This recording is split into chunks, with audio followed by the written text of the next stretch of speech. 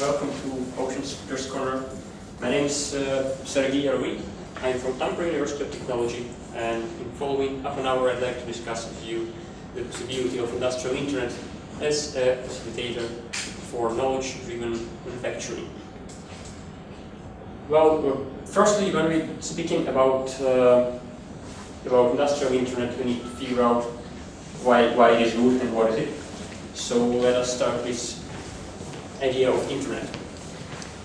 Internet is all about connections, and at this point we have about 5 billion devices connected over the world. In last few decades, these connections have significantly changed our lives and disrupted our economy. So it became possible because multiple collaborators, multiple points have been connected and are working. Moreover, this consumer internet, it provides a field, a niche for economic growth. And finally, year after year, the cost of infrastructure going down, the equipment which enables us to connect devices and connect people are cheaper, and standards are more and more mature. And at this point, we can apply these concepts. We can move them towards manufacturing and towards the industry, so that we can go for industrial internet. Early this year, Accenture and World Economic Forum have published the report on industrial internet and the possibilities and opportunities that it brings to our community. Which benefits could it provide? There are some near-term benefits, such as operational efficiency. Having devices connected and having more information available, we can be more predictive in our maintenance. Moreover, we can control and operate things remotely, so we can reduce the costs of asset utilization. We can increase productivity. Furthermore, with more connected things, we are capable to remove the boundaries that we already have in technological domain between different systems and between different parts. This removal can bring closer not only machines but also a person to machine. With using industrial internet and using web standards, web concepts, devices will become closer to human, which could provide us unprecedented productivity of human work. Moreover, the work itself would be more engaging and more satisfying for the people. So the question is it all possible because of connection? Well, in the end, probably yes, because the data, the huge volume of data from connected devices, when it's collected together, it can be processed and some information can be discovered from this data, and then finally this information can form a knowledge about the different concepts which can be used to make a step forward from automation of muscle work to automation of knowledge work. So we can have more efficient systems which can manage some activities, probably not all of them, but at least some of them. So this allows us to know the importance of knowledge, but anyway, I think you know that, and you feel that knowledge is a key competence of key competitive capability of Europe, otherwise you probably wouldn't come to this Kazan. So manufacturing is one of the domains of industry which is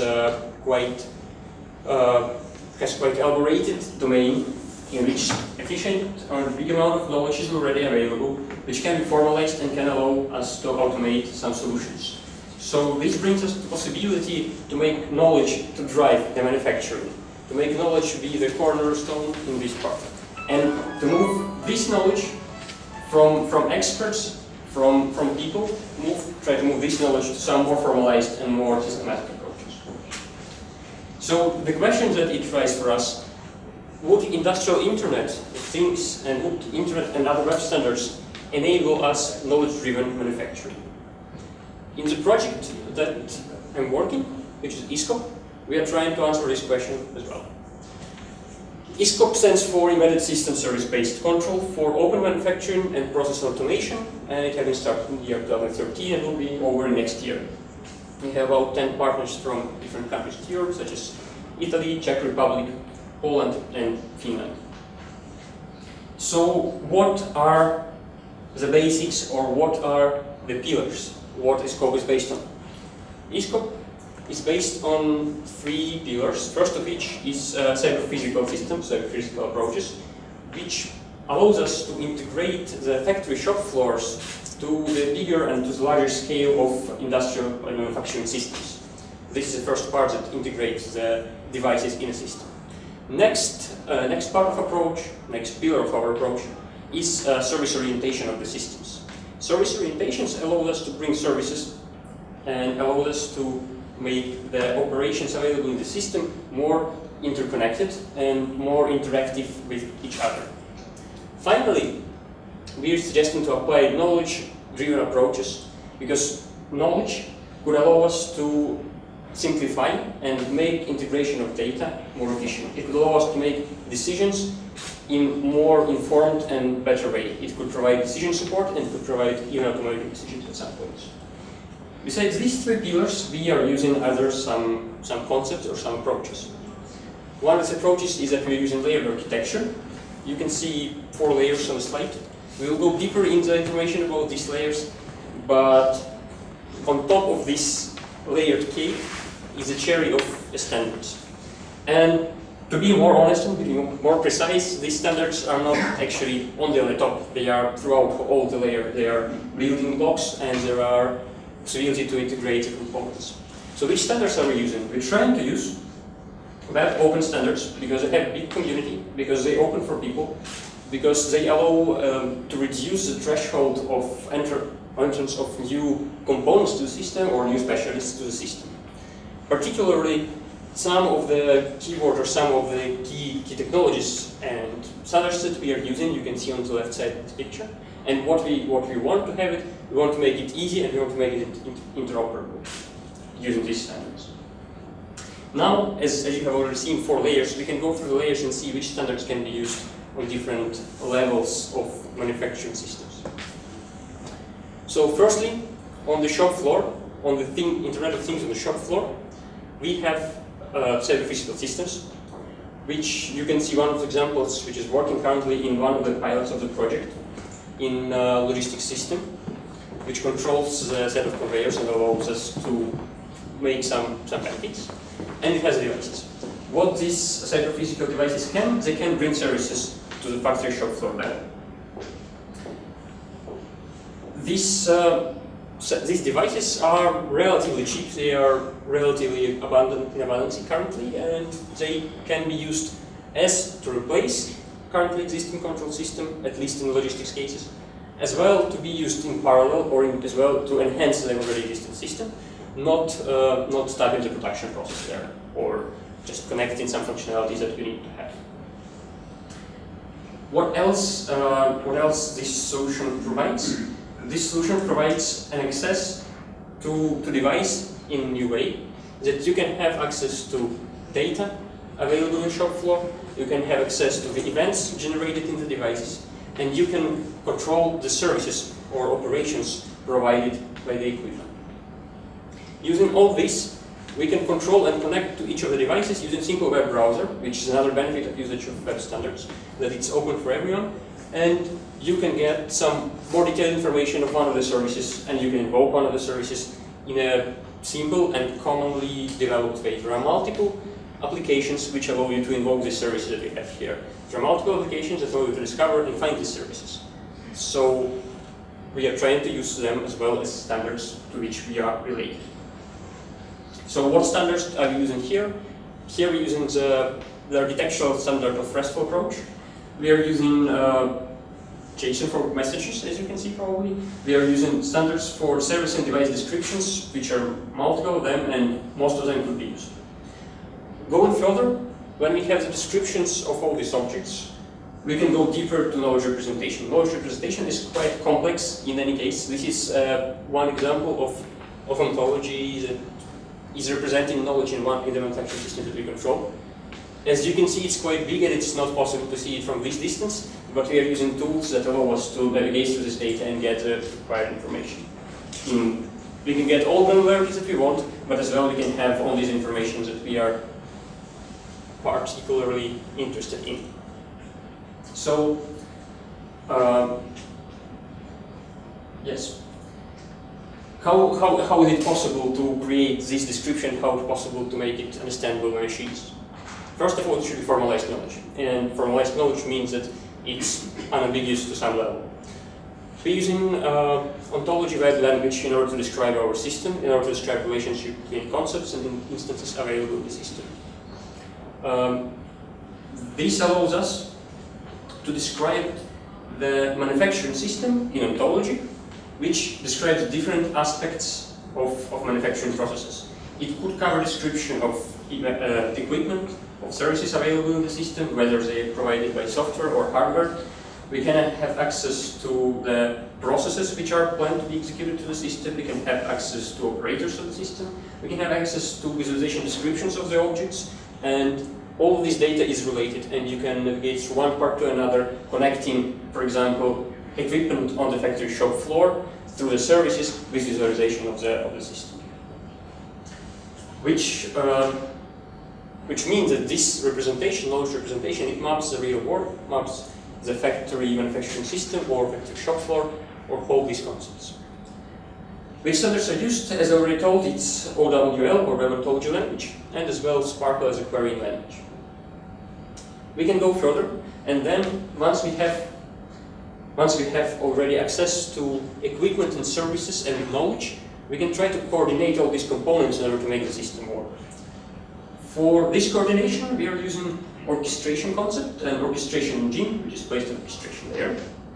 And this orchestration layer can execute sequences of services and can make decisions based on the knowledge available in the knowledge base. As the knowledge represents any domain of our system as it is described, so there is a quite reasonable base to make a proper decision on that level. The standards and the approaches that are lying in the background or in the base of this part is business process modeling notation and business process execution languages, which we can apply in order to describe the process and in order to make execution possible. So, and after we have the description of, or after we have control over the system, what we want as well to do, we want as well to have connection between machine and person, so it's visualization part. eScop also provides a solution, also develops a solution for dynamic, web-based, reconfigurable visualization. What does it mean? It means that visualization in eScop case is not connected to some particular devices, is not connected to some predefined, very detailed description or very detailed configuration. It is connected to the description of visualization streams that we want to see, which allows us to map later on these descriptions to real devices via metadata available in manufacturing system ontology. This connection allows us to react to the changes in our manufacturing system, whether it's changes in hardware as new equipment have been added to our manufacturing line, or whether new services are available now. It allows us to represent them and visualize them. So this is one of the screens that you probably see in booth number 17 if you have been going by, which allows us to dynamically visualize lubrication systems with measurement stations. It means that whenever we have some of the systems disconnected, they wouldn't be represented in ontology, and we can see them, and they would not be then represented in visualization. Moreover, when we would connect a new piece of equipment, which has completely different technical location, a technical way how to access it, different address, different technology how to get the data from it, we still can dynamically provide it to our visualization. It doesn't matter that it has changed completely its physical description. It has still same functional description, so we still can use it. So this dynamically reconfigurable visualization allows us to avoid the laborious process of reconfiguration of the systems, which is of visualization part on the configuration of the systems. We also have an aim to have the same modular and fastly adaptable approach for orchestration, so that not only visualization can be adjusted to changes in the system, but also the coordination of the system could be responsive to it.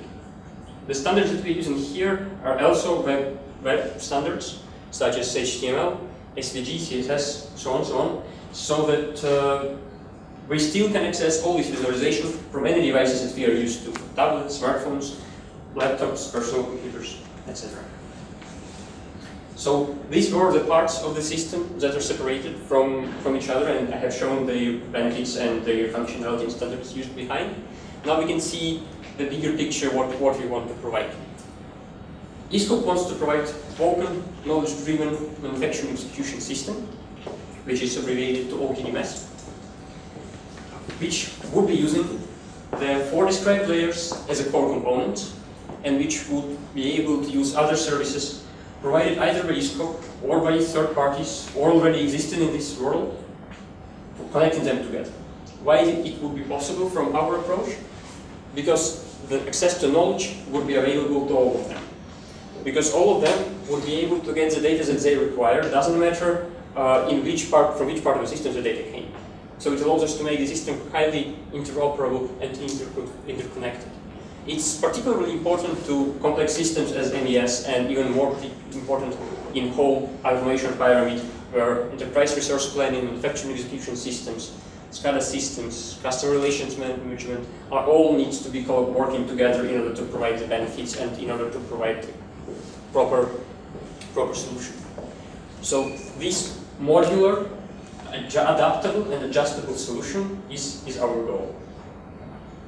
All these things employ all MES, manufacturing execution system, provided by eScop, would involve web standards, which are generally acceptable on the levels above manufacturing execution systems, such as enterprise resource planning or customer relations management, or any other applications that are used by higher management of the companies. So it means that this system would be integrated in the ecosystem of whole plant or whole enterprise. That is our goal. So what do we think in general web standards and industrial internet can provide to the system? Industrial internet can make the system open, it can make the system interoperable, it can make the system capable to be knowledge-driven. And what knowledge-driven systems can provide kind of backwards.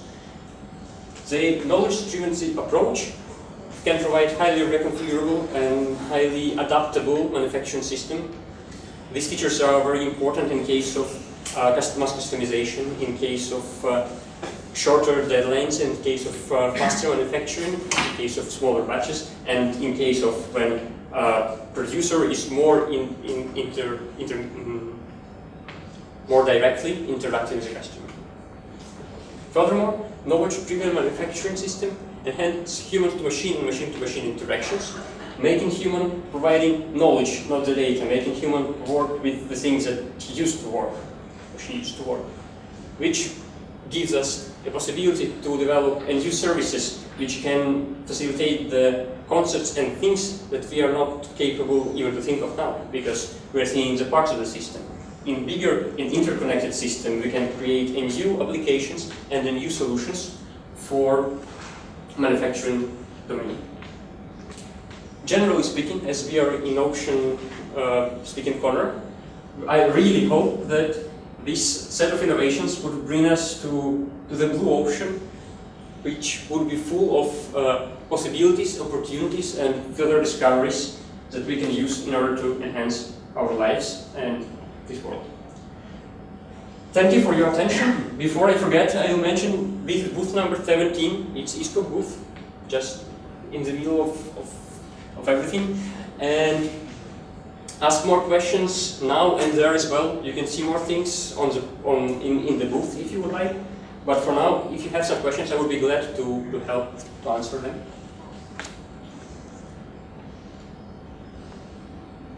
If you have some doubts, I would be also interested to hear why you are critical about this approach, or what do you think is missing in this approach, or how do you that least someone. Yes. I have one question. In your presentation, you mentioned that you are using the knowledge base that you are developing with ontology to support visualization and reconfigurability in visualization.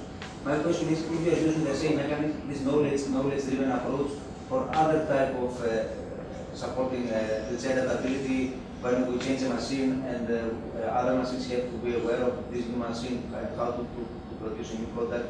If you are using knowledge-driven not only for visualization and also for other purposes regarding adaptability and the configurability that you mentioned, and if you have any kind of a pilot case or use case in eScop. Yes.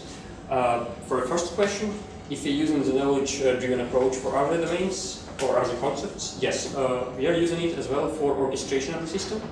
So for coordination of equipment working together, and so if one of them, if this equipment is not available, then all systems know about it and can react correspondingly. So this is one of examples. As well, in this picture, for example, the access to knowledge and access to reasoning is provided for all services around and all services inside. So this knowledge can be reused by different parts of the system as they want and as they need. It was for the first question. For the second question about pilots, yes, we have 2 pilots. One of the pilots is working with logistics systems in Italy. The goal and our approach and the result that we want to have there, we want to have very modular and very reconfigurable logistics systems, which consist of conveyors and picking stations. So that we can change the topology of this system, we can add components to the system, and we don't need to recreate visualization solutions, we don't need to recreate processes in order to describe how to deliver packages from entrance of the system to operator. We want to have that be working out of the box. We just connected them, probably some minimal configuration that is required that is not accessible from devices, and then system should work. That is our approach and goal in that case. Second pilot is based on process industry. You have seen the lubrication units. This is a pilot from Finland. It's a company called Shopfloor. It provides lubrication unit systems, and it also needs to monitor them for example, for paper industry. It needs to monitor the levels of the quality of oil in the lubrication system, the flow, and so on and so on. So the visualization screen that you have seen with lubrication units and measurement stations is particularly applied there. Yeah. Some more questions?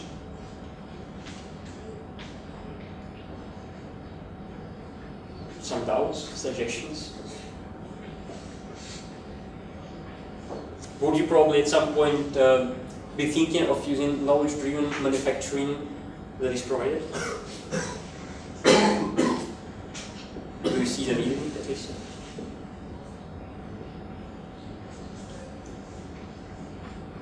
Okay, anyway, you have received the newsletters and as well the business card of the project. Follow the QR code there and you'll see some of examples of how knowledge can facilitate or be facilitated in the systems. And please go to booth number 17 if you would have more questions or if you would want to know more about the project and the possibilities of use of web standards in future knowledge-driven industrial solutions. Thank you very much for your attention.